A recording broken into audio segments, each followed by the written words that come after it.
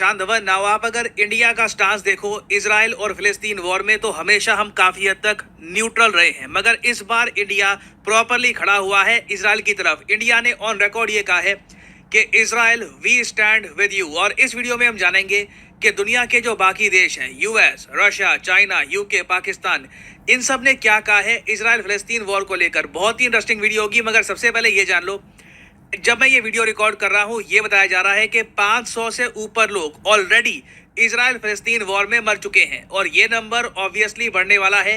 ये war start करी है फिलिस्तीन ने, एक्चुअली हमास कहना चाहिए।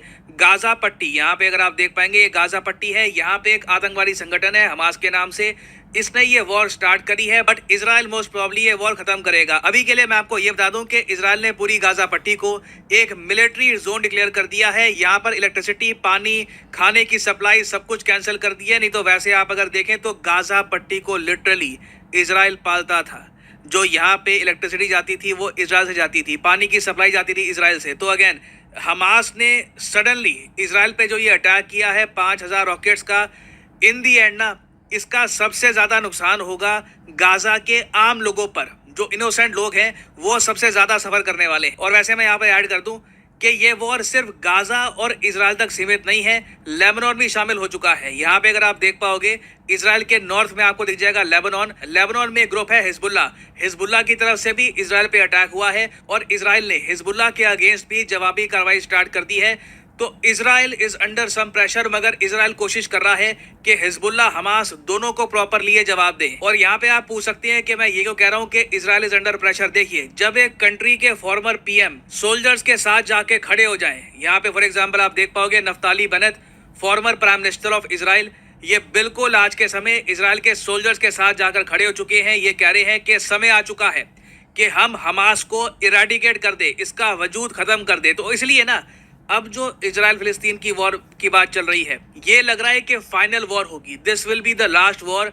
ऑलरेडी हमास कह चुका है कि the battle to end the last occupation on earth. देखो, हमास के हिसाब से इजराइल एक ऑक्यूपायर है, ये आखिरी ऑक्यूपेशन है धरती की, बाकी सब ऑक्यूपायर्स हट चुके हैं, बस इजराइल बचा है इनके हिसाब से। तो ये लोग चाहते हैं कि एक फाइनल वॉर करके इजराइल को हटा दें। इजराइल ऑब्वियसली ये चाहेगा कि एक फाइनल मिलिट्री ऑपरेशन करके हमास को ये लोग इरेडिकेट कर दे। और इस सब के बारे में वर्ल्ड लीडर्स ने क्या रिएक्शन दिया है। पीएम मोदी की ट्वीट मैं कहूंगा सबसे इंटरेस्टिंग थी, दुनिया में सबसे ज्यादा वॉच्ड ट्वीट थी इस टॉपिक के बारे में।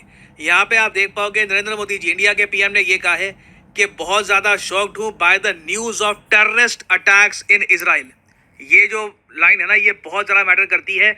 इंडिया यूजुअली इस तरीके से रिएक्शन देता नहीं था इजराइल पे इस टाइप के अटैक्स का, मगर इंडिया कंप्लीटली यहाँ पर इजराइल को बैक कर रहा है। यहाँ पे आगे लिखा है, our thoughts and prayers are with the innocent victims and their families, we stand in solidarity with Israel at this difficult hour. हम इजराइल के साथ खड़े हैं इस मुश्किल समय में। और ये जो बात बोली है ना पीएम मोदी ने, सेम बात आपको दिखेगी यूएस प्रेसिडेंट की तरफ से। यहाँ पे आप देख पाओगे जो बाइडेन की ट्वीट ये कह रहे हैं, we will never fail to have Israel's back. और इन्होंने एक छोटी सी क्लिप भी पोस्ट करी है, ये क्लिप मैं आपको दिखाता हूँ। In this moment of tragedy, I want to say to them and to the world and to terrorists everywhere that the United States stands with Israel. We will not ever fail to have their back.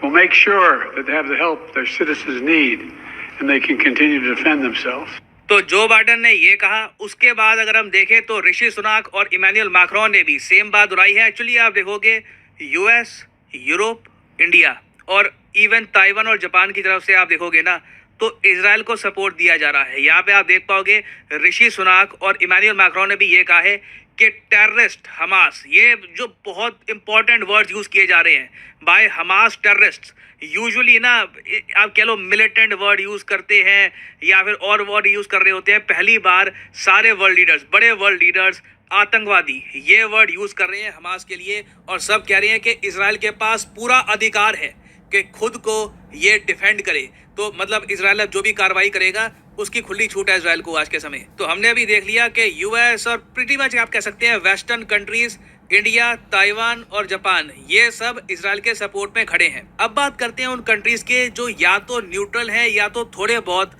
फिलिस्तीन या Hamas के साथ खड़े हैं। पहले हम देखते हैं कि पाकिस्तान ने क्या कहा है। देखो, पाकिस्तान में मैं ये कहूंगा कि जब इमरान खान प्राइम मिनिस्टर थे, थोड़े से आप कह लो लाउड माउथ टाइप के आदमी थे, मुंहफट कहते हैं देसी भाषा में, तो वो बिल्कुल ऐसी सिचुएशन में हमास के सपोर्ट में कोई बड़ी स्टेटमेंट दे देते। बट सिंस आज के समय इमरान खान पाकिस्तान को लीड नहीं कर रहे, वो जेल में है, अभी के लिए पाकिस्तान की गवर्नमेंट ने एक बहुत ही ज़्यादा नपीतुली स्टेटमेंट दी है। इन लोगों ने ये कहा है कि 2 स्टेट सोल्यूशन कर लीजिए इजराइल और फिलिस्तीन का। जो मैं आपको बता दूं, इजराइल भी इस आइडिया को लेकर ये नहीं कहता कि हम इसको एक्सेप्ट नहीं करेंगे।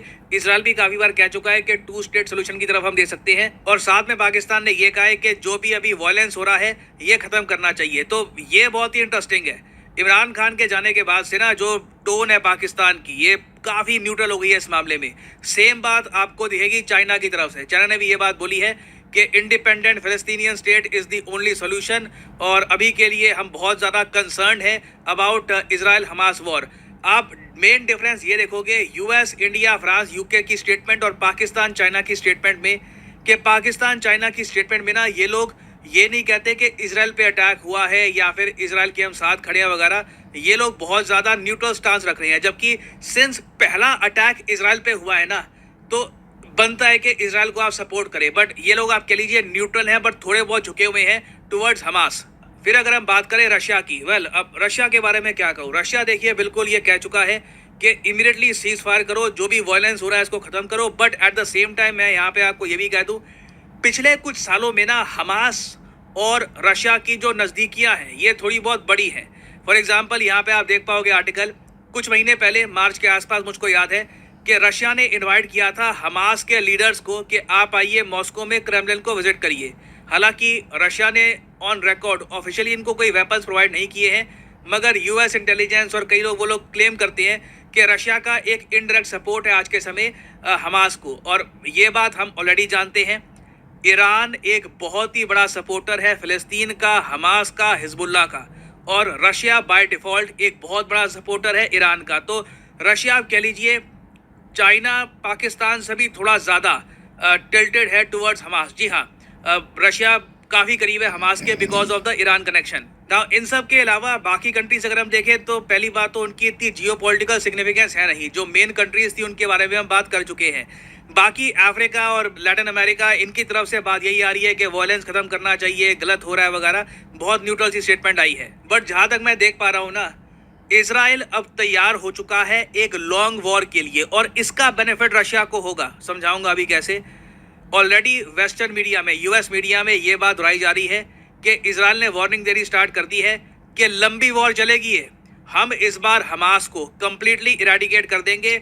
हम इस डर में नहीं जी सकते कि कभी भी किसी भी दिन 5,000 या 10,000 रॉकेट ये हम पे बरसा देंगे, ये जल से थल से हम पे अटैक करना स्टार्ट कर देंगे। We can not live like this. हमें कहीं ना कहीं डिसमेंटल करना होगा हमास को। तो ये लोग मोस्ट प्रॉब्ली एक बड़ा एक्शन लेने वाले हैं गाजा पर।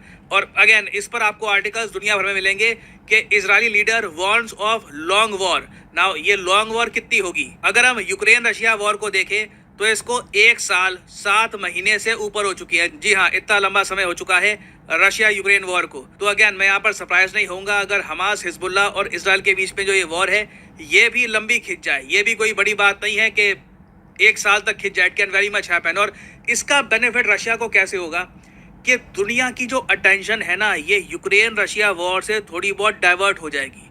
और आप कह लो एक जो दुनिया में इम्पेंडिंग खतरा है ना वर्ल्ड वॉर 3 का, ये लगातार बढ़ता रहेगा। और ये खतरा जैसे जैसे बढ़ेगा ना, वेस्टर्न लीडर्स पर इन्वेस्टर्स का प्रेशर आएगा और बिजनेसमैन का प्रेशर आएगा कि जो भी अभी इश्यूज है ना निपटाओ इनको, वॉर्स खत्म करो। हम पूरी दुनिया में इस तरीके से बड़ी बड़ी कॉन्फ्लिक्ट्स नहीं चाहते। ऑलरेडी हम देख चुके हैं अजरबैजान अर्मेनिया के बीच में कॉन्फ्लिक्ट चल रही है, यूक्रेन रशिया, अब यहाँ पर इजराइल और फिलिस्तीन। तो अगेन छोटी छोटी कॉन्फ्लिक्ट्स हर जगह खड़ी हो रही हैं। बिल्कुल सरप्राइज मत होइएगा अगर 2024 में या फिर 2024 के अंत में चाइना एक बड़ा अटैक करता है ताइवान पर। तो अगेन ये अब कोई आप कह लो कैची लाइन ना कहीं, क्या ये सही है? क्या आप इसको सपोर्ट करते हैं या फिर आपके हिसाब से इंडिया का स्टांस और न्यूट्रल होना चाहिए था? लिखेगा इसके बारे में कमेंट सेक्शन में, मैं जानना चाहूंगा आपका ओपिनियन। और फाइनली यहाँ पर मैं ये भी ऐड कर दूं